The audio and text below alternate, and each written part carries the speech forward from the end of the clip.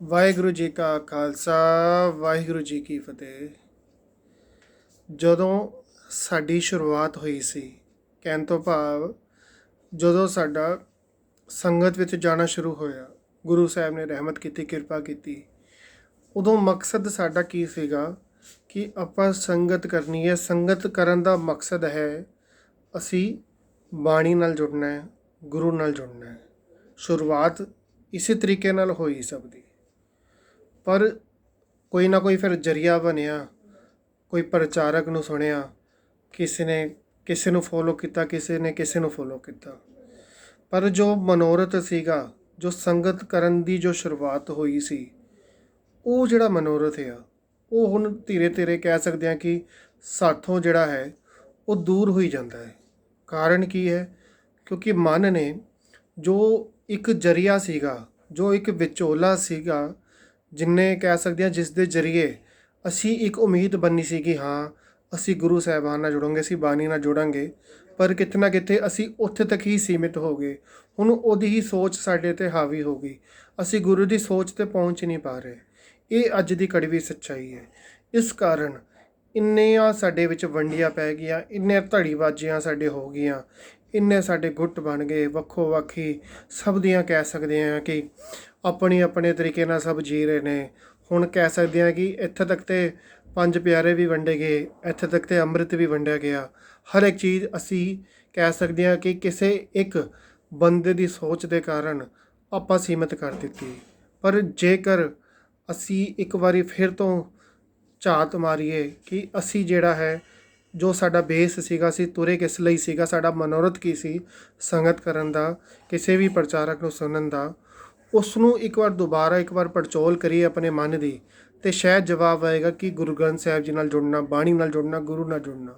ਅਤੇ ਸ਼ਾਇਦ ਕਿਤੇ ਇੱਕ ਵਾਰ ਦੁਬਾਰਾ ਅਸੀਂ ਗੁਰੂ ਵੱਲ ਕਹਿ ਸਕਦੇ ਹਾਂ ਮੁੱਖ ਕਰਨ ਦੀ ਕੋਸ਼ਿਸ਼ ਕਰੀਏ, ਤਾਂ ਹੀ ਕਿਤੇ ਅਸੀਂ ਗੁਰਮੁਖ ਬਣ ਪਾਵਾਂਗੇ ਨਾ। ਜੇ ਅਸੀਂ ਕਿਸੇ ਇੱਕ ਵੀ ਬੰਦੇ ਦੀ ਸੋਚ 'ਤੇ ਪਹਿਰਾ ਦੇਈ ਜਾ ਰਹੇ ਹਾਂ ਔਰ ਸਾਨੂੰ ਪਤਾ ਹੀ ਨਹੀਂ ਅਸਲ ਵਿੱਚ ਸੱਚ ਵਿੱਚ ਕਿ ਗੁਰੂ ਸਾਹਿਬ ਵੀ ਉਹੀ ਕਹਿਣਾ ਚਾਹੁੰਦੇ ਆ ਜਾਂ ਨਹੀਂ ਕਹਿਣਾ ਚਾਹੁੰਦੇ। ਅੱਜ ਘਾਟ ਹੈ ਸਹਿਜ ਪਾਠ ਦੀ। ਅੱਜ ਅਸੀਂ ਬਹੁਤ ਦੂਰ ਹੋ ਗਏ ਹਾਂ, ਸਾਡੇ ਆਪਣੇ ਉੱਦਮ ਉਪਰਾਲੇ ਕੁਛ ਨਹੀਂ ਰਹੇ। ਜੋ ਜਿਵੇਂ ਕਹਿ ਦਿੰਦਾ ਹੈ ਸਾਨੂੰ ਲੱਗਦਾ ਹਾਂ ਇਹੀ ਗੱਲ ਸੱਚ ਹੋਏਗੀ, ਇਹ ਇੰਨੇ ਵੱਡੇ ਆ, ਝੂਠ ਥੋੜ੍ਹੀ ਨਾ ਕਹਿਣਗੇ, ਇਹਨਾਂ ਨੇ ਆਪਣੀ ਜ਼ਿੰਦਗੀ ਲਾਈ ਹੈ, ਝੂਠ ਥੋੜ੍ਹੀ ਨਾ ਕਹਿਣਗੇ। ਪਰ ਭਲਿਓ ਕਹਿਣ ਦੀ ਗੱਲ ਇਹ ਨਹੀਂ ਕਿ ਉਹ ਬੰਦਾ ਝੂਠ ਕਹਿ ਰਿਹਾ, ਸੱਚ ਕਹਿ ਰਿਹਾ ਹੈ। ਇੱਕ ਗੱਲ ਹੁੰਦੀ ਹੈ, ਜਿਵੇਂ ਕੋਈ ਕਿਸੇ ਨੂੰ ਦੱਸਦਾ ਹੈ ਨਾ, ਮੰਨ ਲਓ ਤੁਹਾਨੂੰ ਕੋਈ ਗੱਲ ਕੋਈ ਦੱਸਦਾ ਹੈ, ਕੋਈ ਵੀ ਗੱਲ ਦੱਸਦਾ ਹੈ, ਅਤੇ ਤੁਸੀਂ ਪੂਰੀ ਦੀ ਪੂਰੀ ਅੱਗੇ ਉਹਨੂੰ ਉਤਾਰ ਨਹੀਂ ਸਕਦੇ, ਕਿਉਂਕਿ ਉਹਨੇ ਜਿਵੇਂ ਦੱਸੀ ਹੈ, ਜਿਸ ਤਰੀਕੇ ਨਾਲ ਦੱਸੀ ਹੈ, ਉਹ ਸੀਗਾ ਪਹਿਲਾ ਬੰਦਾ। ਪਰ ਜਿਹੜਾ ਦੂਸਰਾ ਬੰਦਾ ਹੋਏਗਾ ਉਹ ਵਿੱਚ ਆਪਣੀ ਕੁਛ ਮਿਲਾਵਟ ਕਰ ਦੇਗਾ, ਜਾਂ ਫਿਰ ਕੁਛ ਘੱਟ ਕਰ ਦੇਗਾ, ਕੁਛ ਵੱਧ ਕਰ ਦੇਗਾ, ਹੈ ਨਾ। ਫਿਰ ਅੱਗੇ ਜਾ ਕੇ ਉਹ ਗੱਲ ਕਰੇਗਾ, ਅਤੇ ਫਿਰ ਜਿਹੜਾ ਤੀਸਰਾ ਆ, ਚੌਥਾ, ਇੱਦਾਂ ਕਰਦੇ ਕਰਦੇ ਉਹ ਗੱਲ ਜਿਹੜੀ ਆ ਉਹ ਮੂਲ ਤੋਂ ਕਿੰਨੀ ਹੀ ਦੂਰ ਚਲੀ ਜਾਂਦੀ ਹੈ। ਜਿਹੜੀ ਅਸਲ ਗੱਲ ਉਹ ਕੁਛ ਹੋਰ ਹੁੰਦੀ ਹੈ, ਅਤੇ ਜਿਹੜੀ ਪਹੁੰਚਦੀ ਅੱਗੇ ਉਹ ਗੱਲ ਕੁਛ ਹੋਰ ਹੋ ਜਾਂਦੀ ਹੈ। ਅਤੇ ਇਸ ਕਰਕੇ ਇਹ ਕਾਰਨ, ਜਿਹੜਾ ਵੱਡਾ ਕਾਰਨ ਜੋ ਸਮਝ ਆ ਰਿਹਾ ਹੈ, ਜਿਸ ਕਾਰਨ ਅੱਜ ਜਿਹੜੀ ਸਾਡੀ ਕੌਮ ਆ ਉਹ ਕਿਤੇ ਨਾ ਕਿਤੇ ਬਹੁਤ ਹੀ ਜ਼ਿਆਦਾ ਕਹਿ ਸਕਦੇ ਹਾਂ ਕਿ ਇਹਨਾਂ ਦਾ ਸ਼ਿਕਾਰ ਹੋਈ ਹੈ, ਜਿਹੜੇ ਵਿਚੋਲੇ ਹਨ। ਕਿਉਂਕਿ ਉਹਨਾਂ ਨੇ ਵੀ ਦਾਅਵੇ ਕੀਤੇ ਕਿ ਹਾਂਜੀ ਬਾਣੀ ਇਹੀ ਕਹਿੰਦੀ ਹੈ, ਗੁਰੂ ਇਹੀ ਕਹਿੰਦਾ ਹੈ, ਇਹੀ ਸੱਚ ਹੈ। ਤਾਂ ਕਰ ਕਰਕੇ ਅੱਜ ਜਿਹੜਾ ਹੈ ਸਾਡਾ ਵੀ ਜਿਹੜਾ ਮਨ ਹੈ ਕਿਤੇ ਨਾ ਕਿਤੇ ਕਹਿ ਸਕਦੇ ਹਾਂ ਕਿ ਉਹਨਾਂ ਤੱਕ ਹੀ ਸੀਮਤ ਹੋ ਗਿਆ।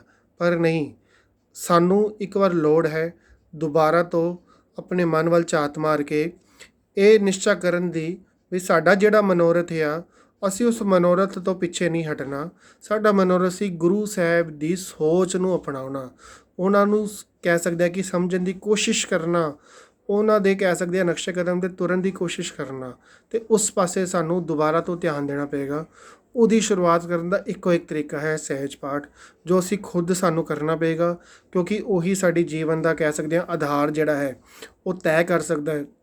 ਉਸ ਹਿਸਾਬ ਨਾਲ ਅਸੀਂ ਅਗਰ ਆਪਣੀ ਕਹਿ ਸਕਦੇ ਜ਼ਿੰਦਗੀ ਜਿਉਣਾ ਸ਼ੁਰੂ ਕਰੀਏ, ਅਤੇ ਫਿਰ ਜਿਹੜੇ ਵਿਚਾਲੇ ਜਿਹੜੇ ਆ ਕੇ ਸਾਨੂੰ ਵੱਡੇ ਵੱਡੇ ਕਹਿ ਸਕਦੇ ਹਾਂ ਕਿ ਗਿਆਨ ਦੀਆਂ ਗੱਲਾਂ ਕਰਦੇ ਹਨ, ਸਾਡੇ ਨਾਲ ਸਾਨੂੰ ਸਮਝਾਉਣ ਦੀ ਕੋਸ਼ਿਸ਼ ਕਰਦੇ ਹਨ, ਅਤੇ ਕਿਤੇ ਨਾ ਕਿਤੇ ਸਾਡੇ ਕੋਲ ਇੱਕ ਮੂਲ ਹੋਏਗਾ, ਕਹਿ ਸਕਦੇ ਹਾਂ ਕਿ ਇੱਕ ਕਸੌਟੀ ਹੋਏਗੀ, ਜਿਸ ਨਾਲ ਅਸੀਂ ਉਹਨਾਂ ਦੀ ਗੱਲ ਨੂੰ ਵੀ ਕਹਿ ਸਕਦੇ ਹਾਂ ਕਿ ਅਸੀਂ ਨਿਰਣੇ ਲੈ ਸਕਦੇ ਹਾਂ ਕਿ ਹਾਂ ਵੀ ਉਹ ਸੱਚ ਵਿੱਚ ਇਹੀ ਗੱਲ ਗੁਰੂ ਸਾਹਿਬ ਵੀ ਕਹਿੰਦੇ ਆ ਜਾਂ ਫਿਰ ਆਪਣੇ ਵੱਲੋਂ ਇਹ ਗੱਲ ਬਣਾਈ ਜਾਂਦੇ ਆ।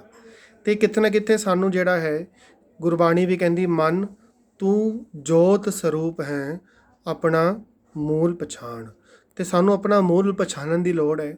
ਤੇ ਸਾਡਾ ਜਿਹੜਾ ਮੂਲ ਹੈ ਉਹ ਸਾਨੂੰ ਕਿੱਥੋਂ ਮਿਲੇਗਾ? ਉਹ ਬਾਣੀ ਤੋਂ ਹੀ ਮਿਲੇਗਾ, ਕਿੱਥੋਂ ਹੋਰ ਨਹੀਂ ਮਿਲ ਸਕਦਾ।